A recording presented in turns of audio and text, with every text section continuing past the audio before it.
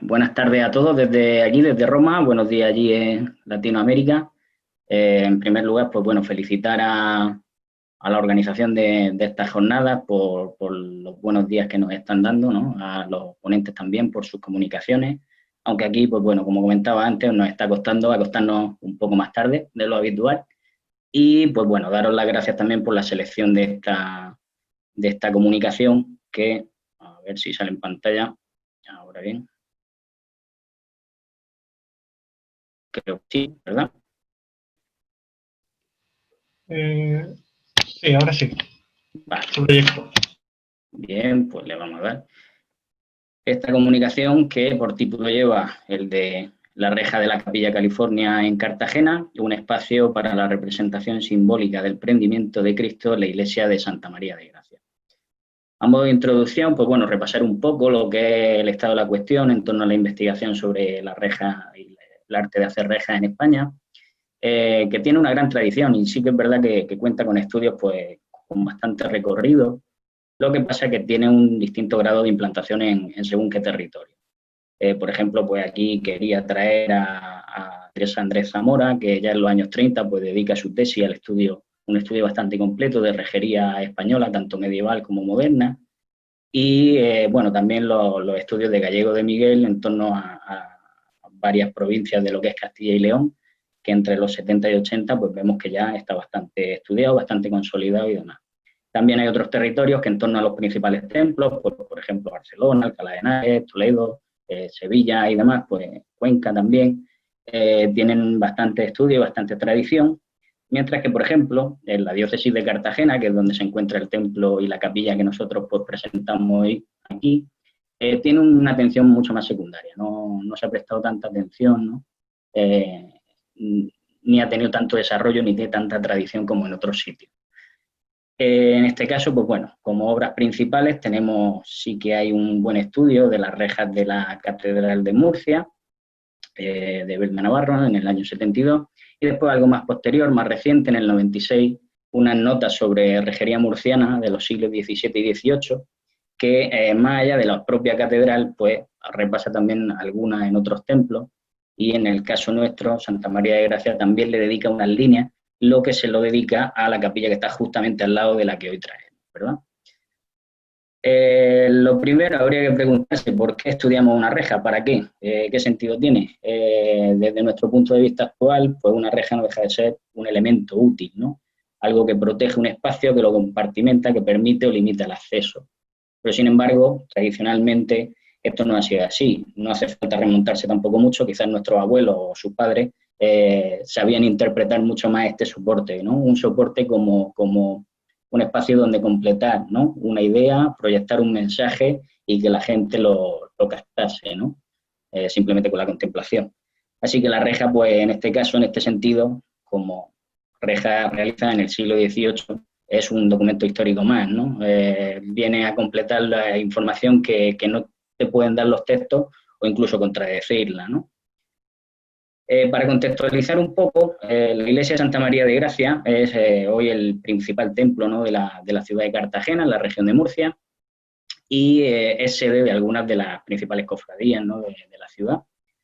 Está abierta al culto público, está en un relativo buen estado, se ha hecho una restauración también de fachada hace relativamente poco, y está en un lugar muy céntrico dentro del casco histórico, entre dos de los cerros históricos, el de la Concepción y el Molinete. Tiene una orientación canónica, este a oeste, y dos fachadas, la principal a la calle del Aire y una secundaria, calle San Miguel, mientras que las otras no son visibles porque distintos edificios a lo largo del tiempo pues, se han ido adosando al muro y pues la tapan, no existen esas fachadas como tal. La historia de este templo da para una monografía, dos, tres o las que se quieran. Simplemente diremos aquí, a modo de resumen muy resumido, muy escaso, que ya ampliaremos la publicación, que las primeras menciones sí que se dan en el siglo XVI como una pequeña ermita dependiente de la iglesia principal, la iglesia mayor, que se recoge en 1551 en un pequeño plano dentro de un informe al príncipe Felipe, que será el rey Felipe II, y que su gran momento es el siglo XVIII. Esa pequeña ermita con camposanto se decide convertirla en iglesia porque Cartagena está viviendo una evolución importante, bastante obras se están poniendo en ese momento en Cartagena en marcha, y tiene una primera parte de la construcción que iría entre 1712 y 1724, que se realizaría un primer cuerpo. Como dato curioso, es una iglesia que se empieza al revés de todas. En vez de empezar por la cabecera o por el altar y llegar a la fachada, se empieza por la fachada hacia el altar. Esto luego va a traer algunos problemas de construcción que veremos a continuación. En 1724, como decía, se finaliza ese primer cuerpo y opera como iglesia, pero sus dimensiones no son aptas para la población y para lo que se quiera hacer con ella. Así que en 1728 se tiene noticia de reclamar una segunda construcción o una ampliación, ¿no?, de esa misma. Es una época un tanto oscura, hasta 1777, donde tenemos documentos de las cofradías, que son las que poco a poco van a ir creando capillas dentro de ese solar y van a ir configurando la iglesia en sí. Pero, como os digo, a finales de ese siglo, casi un siglo de obra, en 1784, distintas disputas entre el Cabildo Catedralicio, que está en Murcia, a pesar de que la diócesis es de Cartagena, y el Concejo Municipal, que reclama con la construcción de este templo la vuelta a la ciudad, pues paralizan la obra. Además, se suman una serie de particularidades, como que se pierden los planos de obra, el proyecto original se altera, la construcción de esas capillas se hacen obviando el proyecto original, y algunas casas empiezan a surgir en el mismo solar, y el espacio que estaba destinado a la iglesia, pues al final se ve reducido y se tiene que abortar, ¿no? Se hace una conclusión muy precipitada de la obra. El altar mayor, al final, se construye en el crucero, lo que iba a ser el crucero. No hay girola, no hay coro, no hay sala capitular. Se queda en un proyecto a media. Desde entonces hasta esta parte, en el siglo XIX y a finales, se realizan distintos proyectos de decoración interior y proyectos de fachada que incluso hasta los años 90 del siglo XX, que es el último que se propuso, nunca se realizaron. Entonces, una obra como inacabada, aunque bueno, ya nos hemos habituado, ¿no?, a tenerla así. Aquí está ese plano de 1551, sería ese elemento en la parte superior, marcado con una cruz encima, enfrente de esta manzana de casa, y aquí el estado actual, ¿no?, con esas dos fachadas que dan la principal y la lateral. En cuanto a la cofradía, pues bueno, también, sin ser muy exhaustivo, sabemos que se funda un 13 de junio de 1747, y algo que nos parece importante, por lo que veremos después, es que en ese acta fundacional se le da forma a la Compañía de Armados del Prendimiento. Ese cuerpo, que serían unos soldados romanos que escoltarían a la imagen principal, ¿no?, y la titular, la única que tendrían, que era un Cristo prendido. Y esta cofradía tiene como algo curioso que en muy pocos años, 3 años después simplemente, de ser una hermandad normal y corriente, que se sostiene con los aportes de los propios hermanos y demás, de repente pega un salto de calidad, ¿no? Y en 1750 se le otorgan indulgencias plenarias por parte del Papa Benedicto XIV, con una bula papal emitida aquí en Santa María la Mayor. Se adquieren los terrenos para construir la que es una de las más espectaculares y más grandes capillas que tiene la iglesia. Se hermana con una cofradía de Madrid, de la Esperanza de Madrid, que no es cualquier cofradía, es una cofradía de patronazgo real, ¿no? Es una cofradía de corte. Y al final de ese siglo, al final del siglo XVIII, terminándolo en 1782, asume todos esos títulos de esa propia cofradía. Y entre medias, en este proceso, va a adquirir un patrimonio imaginero bastante importante de la mano de Francisco Salcillo, una obra de conjunto bastante interesante, del que es uno de las grandes referencias del barroco en España, en la región de Murcia y en el Levante español, ¿no?, sin duda. Aquí tenemos todas esas obras que terminarían configurando la procesión de Miércoles Santo, que era su función principal, que hay tanto imágenes individuales como escenas de la pasión referente al prendimiento de Cristo, ¿no?, en la fila más baja. Ahora queda responder, ¿por qué California, ¿no? ¿Qué relación tiene con California en algún caso? Pues el nombre canónico, ahí lo tenéis, es un nombre muy largo: Pontificia Real Ilustre Cofradía Nuestro Padre Jesús doloroso paso del prendimiento y esperanza de la salvación de la alma. Pero ese apelativo, pues es algo que es muy propio, ¿no? También de la cofradía y también es identificativo, ¿no? Que habla también de cómo se construyen los imaginarios y la imagen que uno tiene y que proyecta hacia afuera. Tenemos dos orígenes inciertos, ambos. Una hipótesis legendaria o mítica que diría que son marinos retornados de las colonias, de la zona de California, Baja California y demás, en el siglo XVIII, ponen a disposición de la cofradía su patrimonio, lo que han ganado allí, para engrandecerla, o lo que sabemos a través de algunos indicios documentales en periódicos de finales del XIX, que ya mencionan a marrajos y californios como apelativos populares de las dos grandes cofradías de la ciudad.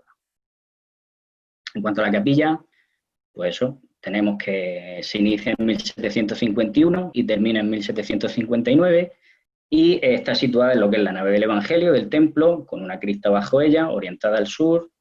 Tiene una planta centralizada, cubierta con cúpula, y en las paredes pues, se abren las distintas hornacinas donde estuvieron colocados pues, los grupos escultóricos que hemos visto antes y los que hay ahora, que son los que sustituyeron después de la Guerra Civil a los que se perdieron en aquel momento. Y por último, pues entre los años 2003 y 2005, pues se instala el actual retablo barroco, un retablo cántabro, donado y restaurado por la comunidad autónoma de la región de Murcia.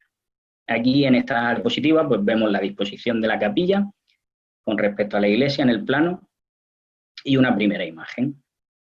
Y aquí simplemente, pues por ver esa obra como es, que tiene cierta relevancia dentro de la propia iglesia. Aquí la cúpula y algunos de esos elementos que comentamos. En cuanto a la reja, hemos hecho un estudio de los documentos, a ver qué es lo que encontrábamos, y las dos menciones que hemos encontrado sobre la reja en el siglo XVIII vienen de los propios libros de actas de la Cofradía de California. Así tenemos una primera mención en 1762, que sería 3 años después de finalizar la obra, en donde se valoran 7.000 reales, incluyendo pues, los jornales, los materiales para colocarle y la propia reja. Y después una segunda mención, ya 23 años después, en 1785, donde a un tal Juan García Menor se le pagan 150 reales de vellón por una composición, ¿no? Por haber compuesto la reja. Nosotros creemos que la diferencia de precio entre una y otra y el haber compuesto estaría haciendo referencia a alguna obra menor o a alguna reparación puntual que se tuvo que hacer en ese momento. Desde entonces no hay más fuentes. No hay ninguna que hable de nada, ni del autor, ni del diseño, ni la descripción, ni nada por el estilo. Saltamos ya a los documentos del siglo XX. Como os comentaba, la guerra civil fue muy complicada para esta cofradía, que perdió bastante patrimonio, y entonces quisimos repasar un poco las fotografías históricas, las de antes de la guerra y las de después, por si había alguna que nos dijera que había podido ser sustituida o haber sufrido muchos daños, etc. Sin embargo, lo que hemos visto, y ahora lo veremos, nos dice lo contrario, que no debió sufrir mucho daño. Así también, pues un documento de 1940 corrobora que se hace una pequeña reparación, que por 160 pesetas se le paga a Juan Ferrán, que no es una cantidad para esa época excesiva como para pensar en una sustitución, en una reparación de gran calado. Aquí no se ven quizás muy bien, estas son fotografías anteriores a la guerra civil, años 20, 30, del siglo XX, y sí que se intuyen, detrás de los soldados romanos, quizás en la más cercana, sí que se intuyen las formas. Aquí al lado del trono también, al lado de la peana, tenemos una de las hojas abiertas. Y estas son de después de la guerra, años 40 y 50, donde vemos que la reja, en el fondo, detrás de las imágenes, siempre aparece en buenas condiciones. Por describirla, es un trabajo en forja de hierro, con barrotes cuadrillados, que es evidente la antigüedad que tiene. Simplemente con una inspección ocular se ven faltas de material, repintes, rumbe en algunas zonas, indican pues eso, que la reja tiene los años que tiene la propia capilla. Tiene una función, pues sí, de separar, de modular y el espacio, pero también algo que nos parece muy importante, ver a través de ella. Está en continuo diálogo con lo que tiene detrás y también como soporte iconográfico, lógicamente. Últimos 2 minutos. Vale, perfecto. Estaría compuesto por un primer cuerpo superior fijo y uno segundo móvil, donde se desarrolla el programa iconográfico, leve programa iconográfico, pero oye, que algo nos está diciendo. Aquí tenemos la forma, esa primera parte hacia arriba, que sería la zona fija, la zona móvil la de abajo, y vemos cómo en la calle central de la parte baja, de la parte cuadrangular, se disponen una serie de símbolos relacionados con el arma Christi del prendimiento, ¿no? Concretamente de los episodios del prendimiento de Cristo. Aquí pues lo tenemos en dos niveles, uno inferior y uno superior, que según interpretamos creemos que el inferior tiene un carácter más narrativo sobre los hechos del prendimiento y uno superior más representativo de la propia cofradía. Así, en la parte baja, pues tenemos estos símbolos que curiosamente se leen cronológicamente de derecha a izquierda. Empezaríamos con el Santo Cali y la Sagrada Forma, que estarían hablando de la Sagrada Cena, la Última Cena, y terminaríamos con ese pilar, columna, relacionado con lo que son los azotes y los castigos que se infligen a Dios, a Jesucristo, antes de su condena, ¿no? Entonces estaríamos hablando de ese momento del prendimiento, esas acciones entre que es prendido hasta que es condenado, ¿no? Cambiaría su condición. Y en esta fila superior tenemos dispuesto en un eje simétrico 2 a 2, tenemos 2 soldados romanos y 2 gallos. Esos soldados romanos vemos que por indicios en la figura, quizás el tocado, los bombachos y demás, no están vestidos a la forma del cambio de era, sino más bien a la ropa, a la moda del siglo XVIII, con lo que estarían refrendando esa imagen de los armados del prendimiento, además en un juego de perspectiva con respecto a la hornacina central, donde estaría el grupo central, y esos gallos que también tienen una doble naturaleza para nosotros, ¿no? Están relacionados con San Pedro como primer papa de la Iglesia, y también en esa evolución, desde la negación hasta la aceptación y construcción de todo el edificio de la Iglesia Católica después, ¿no? También están relacionados desde la Edad Media con el amanecer, ¿no? Dispuestos en las veletas de los templos y demás, y es una cofradía que no deja de ser pontificia, y creo que así lo remarca, ¿no? Y quieren remarcarlo con la utilización de estos dos elementos. Como ya digo, esa es la interpretación. Esa línea superior tendría esa función más representativa de afirmación de la propiedad sobre la capilla y la reja en sí misma, con esa forma de enseñar al mundo que somos pontificia también, y la línea inferior tiene carácter narrativo, pero aquí lo que creemos es que está dialogando con lo que hay dentro, con ese grupo escultórico, con esa imaginería que hay en el interior, ya que los elementos que se seleccionan para la reja no hablan de los momentos que están representados dentro, ni los momentos que están representados dentro en esos grupos escultóricos hablan de lo que es representado en la reja. Así que creemos que correspondería a una planificación inicial de todo el conjunto. También está el debate sobre los símbolos iniciales. El símbolo, los emblemas actuales de la cofradía vienen de hace mucho tiempo, pero no se tiene con precisión cuál es el origen, y quizás pudiera ser o el arma Christi o incluso los propios soldados, los armados del prendimiento, los que actuaran como emblema de la cofradía de algún modo, ¿no? Y esas son las vías a seguir, ¿no? Quizás cuando alguien estudia algo se les surgen más preguntas que respuestas, ¿no? Y aquí pues tenemos quién fue el autor de la reja, ese tal Juan García el Menor o no, no lo sabemos, tendremos que seguir investigándolo. Si esa planificación con respecto al arma Christi y la imaginería de dentro es así, ¿no? Y esos primeros símbolos de la cofradía, ¿cuáles fueron? Y por tanto también pues divulgar un patrimonio que es bastante desconocido incluso para los propios hermanos de la cofradía que pasan delante de la reja y se dan cuenta, y aprovechar pues toda esta lectura, ¿no? de otro tipo de documentos para entender cómo alguien significa ciertas cosas o selecciona ciertas cosas para proyectar una imagen al exterior. Ya nada más, gracias por la atención, y también pues bueno, quisiera simplemente mencionar que el Archivo Californio nos ha puesto las cosas muy fácil, y su archivero, Rafael del Baño, pues me ha hecho un cable muy, muy bueno para poder sacar esta investigación adelante, y nada, aprovechar pues para desde aquí darle las gracias. Gracias a usted, Adrián. Muy buena exposición. A ver.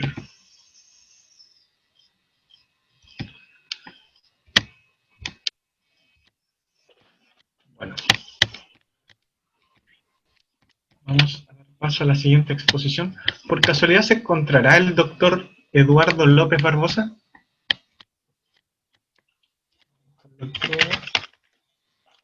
No se encuentra.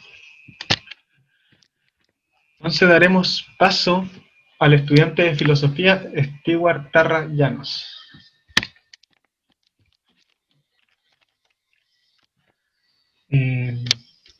Era la otra, ¿cierto? ¿A la otra le tengo que dar como anfitrión? Sí. Ya. Y ahí estamos. Listo, ya procedo a...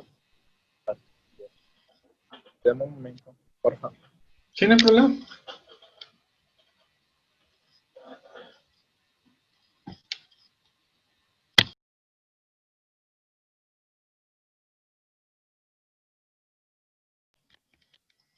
A la gente que ha llegado le voy a apuntar en el chat el link de registro. Es súper importante, sobre todo que los ponentes lo puedan completar para que no afecten su certificación, me imagino. Igual. Listo.